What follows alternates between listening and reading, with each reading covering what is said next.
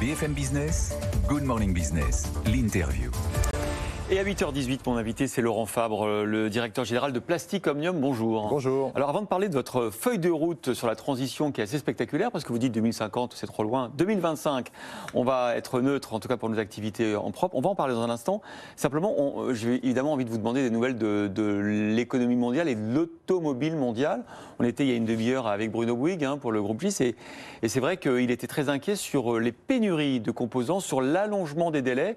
Il nous disait qu'on n'est pas du tout sorti de la crise, parce qu'il faudra des mois, voire des années, disait-il, pour qu'on retrouve le juste à temps. Plastic Omnium, c'est du juste à temps.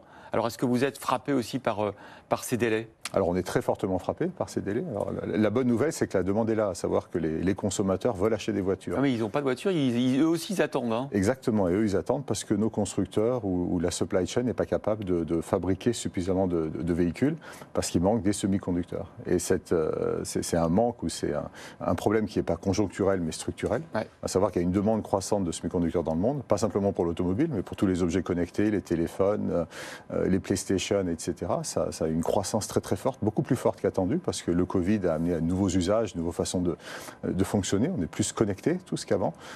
Et la mise en place de la production nécessaire n'a pas suivi et a été aussi impactée par le Covid, des arrêts d'usines et autres. Donc c'est un problème structurel qui va probablement durer encore au moins 12 mois, si ce n'est plus, même si on voit une stabilisation. Ça veut dire que vous n'êtes pas directement frappé, en tout cas pas autant que d'autres, par les semi-conducteurs, vous en avez assez peu, mais en revanche, vous avez vos pare-chocs, vous avez vos réservoirs, et vous êtes, pour les livrer, vous attendez que le constructeur automobile vous appelle et vous donne le go, parce que lui, il est arrêté. Exactement. Il suffit qu'il en manque quelques-uns dans la voiture pour que le constructeur ne puisse pas les construire. Et on est impacté directement parce que les équipes sont là, les stocks sont là et on ne peut pas produire. Donc c'est ça l'impact, c'est la gestion au quotidien des hommes, mais également des stocks. Ça veut dire que vous, comme beaucoup d'acteurs de votre industrie, 2021 va ressembler un peu à 2020 en termes de chiffre d'affaires. Vous êtes encore loin de retrouver le niveau d'avant-crise. Le marché mondial en 2021 sera au niveau de 2020. Ouais. Pour des effets différents, ce n'est pas le Covid, c'est la crise des semi-conducteurs. L'Europe sera même 5 à 6% en dessous de l'an dernier, alors que l'Asie va continuer à croître. Et pour nous, ça veut dire une légère croissance cette année, mais pas à un niveau qui est de retour à 2019. Quand vous dites l'Asie va continuer à croître, ça veut dire que vous avez le sentiment que les écarts se creusent aujourd'hui à cause de la crise entre les constructeurs européens, par exemple. On voit les chiffres de Renault ou de Stellantis, et les constructeurs asiatiques qui s'en sortent mieux. Et si oui, pourquoi ils s'en sortent mieux ? Si on prend deux exemples qui sont connus, le plus gros constructeur européen, c'est le groupe Volkswagen, qui a perdu 35% de ses ventes au troisième trimestre, alors que Toyota n'a perdu que 12%.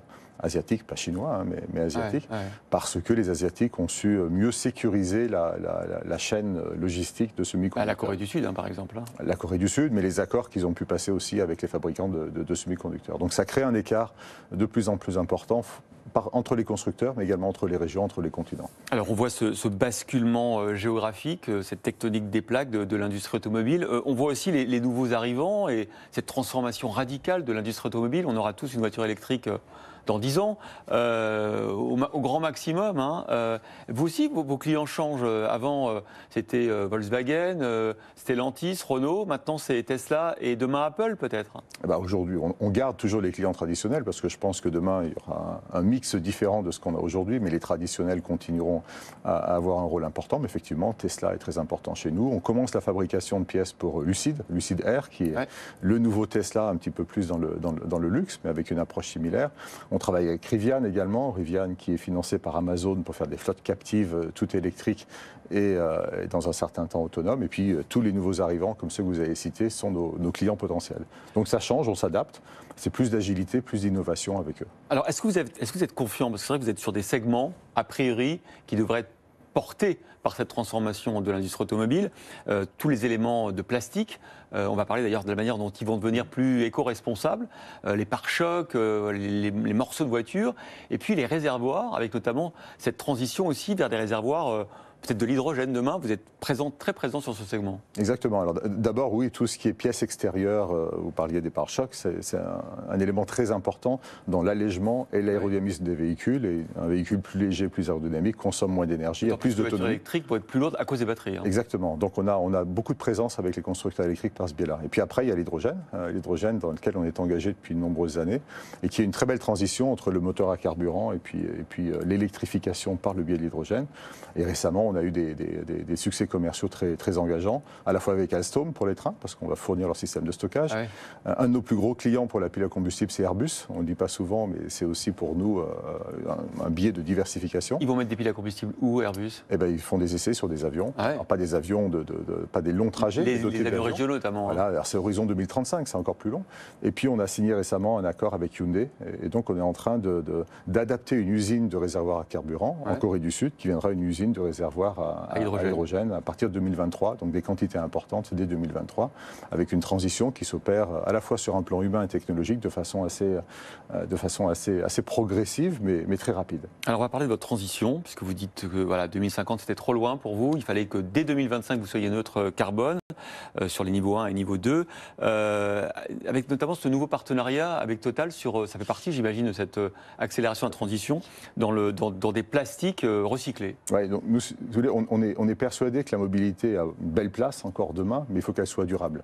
On est leader mondiaux dans tout ce qu'on fait, donc on a un rôle aussi important en s'engageant plus vite que ce que la réglementation nous oblige à faire. Ouais. Donc c'est pour ça qu'on a annoncé hier le fait que 2050 c'était bien, mais que dès 2025 on voulait être neutre en carbone dans tout ce qu'on fait, dans toutes nos usines, dans tous nos sites, etc. Sans compensation? Sans compensation, neutre. Donc on consomme moins, on n'achète que du renouvelable ou on produit nous-mêmes le renouvelable dont on a besoin. Ça c'est 2025. Et puis après il faut travailler sur l'ensemble de la chaîne de la valeur, à savoir comment est-ce que je fais en sorte que mes fournisseurs par exemple consomment moins de CO2, parce qu'il faut être vertueux sur l'ensemble de la chaîne. Et c'est dans ce cadre-là qu'on travaille avec Total Energy pour développer des plastiques recyclés qui ont besoin de 5 à 6 fois moins d'émissions de carbone pour leur fabrication et qui seront aussi dans le futur recyclables. Donc on s'engage avec eux pour innover, avoir accès à ces matériaux qui sont pour l'instant pas encore produits en grande quantité, et comme ça avoir un impact positif sur l'ensemble de l'industrie. D'ailleurs, c'est vrai qu'on se rend compte que pour des grands groupes comme le vôtre, quelque part, c'est plus facile, vous anticipez, vous avez des capacités d'investissement, surtout après pour la supply chain, pour tous les sous-traitants, les PME, cette transition écologique, elle paraît quasiment insurmontable parfois. Hein. Comment on peut aider toute la chaîne? Si vous voulez, nous, on aime bien dire qu'on a 90 clients, mais on a 20 000 fournisseurs. Ouais. Donc, vous voyez un petit peu l'écart. Et dans les 20 000 fournisseurs, il y a des gros comme Total Energy qui savent faire, et on fait ensemble, et on en a des beaucoup plus petits. Donc, la semaine prochaine, je parle à nos 3 000 fournisseurs principaux pour les engager dans cette transition énergétique, pour les aider, parce qu'ils n'ont pas les outils. Parfois, ils ne sont pas capables de mesurer leurs émissions de CO2. Donc, on veut les aider, mais on veut aussi les obliger à travailler, parce que sinon, ils ne feront pas partie de notre histoire commune dans le futur. Ouais. Cette transition écologique, cette transition énergétique, tous ces investissements colossaux qui vont devoir être réalisés, elle va coûter cher, forcément. Est-ce qu'on est capable d'absorber ces surcoûts sur 10-20 ans, ou est-ce que forcément tout ça va conduire à entretenir cette inflation qu'on sent un peu latente aujourd'hui, hausse des coûts, hausse des prix? Moi, je pense que la transition ne peut marcher si finalement les produits qui en sortent sont accessibles au plus grand nombre. Sinon, il y aura un rejet entre le pouvoir d'achat, un écart entre le pouvoir d'achat des gens et puis les produits qu'on leur proposera. On peut réussir ça, à absorber cette hausse des... Je rappelle un chiffre. En Europe, il se produit et se vend 15 millions de véhicules par an. Le parc est de 250 millions. Donc le vrai enjeu de la transition, ce n'est pas que les véhicules qui soient produits soient propres, c'est que le parc soit remplacé. Et donc il faut que les produits qui en sortent soient accessibles. Et c'est pour ça qu'on s'engage avec Total Energy par exemple, en disant qu'il faut qu'on fasse des matériaux recyclés qui soient au même prix que les matériaux actuels. Ouais. Quand on fait de la transition énergétique dans nos sites, on veut aussi avoir un payback financier, il ne faut pas que ça coûte plus cher. Donc on a aussi une approche économique de tout ça, sinon ça ne marchera pas. Vous êtes présent dans 25 pays, 135 usines. Vous vous rendez compte d'un petit peu de comment l'industrie mondiale évolue? Est-ce que quand on parle de réindustrialisation de l'Europe, est-ce que c'est crédible? Certainement que le fait qu'on ait manqué de composants fait que vous allez sans doute vous aussi vouloir peut-être réduire les chaînes d'approvisionnement. Mais globalement, quand vous voyez l'évolution du monde, vous dites que l'Europe peut encore gagner ce combat ou il est perdu? Moi, ce qui me préoccupe en Europe, c'est quand on parle de la transition énergétique dans l'automobile, l'Europe veut interdire une technologie, le moteur à combustion, ce qui bride l'innovation. Et nous, on préférait que l'Europe ait un discours volontariste en disant il faut que la mobilité soit décarbonée. Ouais. Par contre, le choix de la technologie, c'est les industriels qui vont la Vous définir. préfériez l'incitation à la punition? Non, mais ce que je veux dire, c'est qu'un moteur à combustion ne pollue pas. Ce qui pollue, c'est ce qu'on met dedans, c'est le carburant. Donc on pourrait aussi arriver à des zéro émissions en travaillant sur d'autres types de carburants, tout en gardant le moteur à combustion qui finalement a fait le leadership technologique européen. C'est-à-dire que vous dites on pourrait faire autrement et il y a des pays, des continents qui font autrement que nous? Eh ben, par exemple, l'Allemagne, la nouvelle coalition, récemment a annoncé que dans leur transition énergétique en automobile, ils allaient aussi supporter la fabrication de fuels de synthèse, qui sont d'autres types de carburants qu'on met dans des moteurs à combustion et qui peuvent arriver également à zéro émission. Donc je pense que ce serait bien que l'Europe soit très, très demandeur, très incitatif en disant il faut arriver à zéro émission. Par contre, la technologie, laissez-nous le champ libre pour développer la bonne technologie qui garde le leadership européen. Il ne faut effectivement pas simplifier ni caricaturer la Exactement. transition. Merci beaucoup Laurent Fabre, Merci. directeur général de Plastic Omnium, d'avoir été l'invité de Good Morning Business.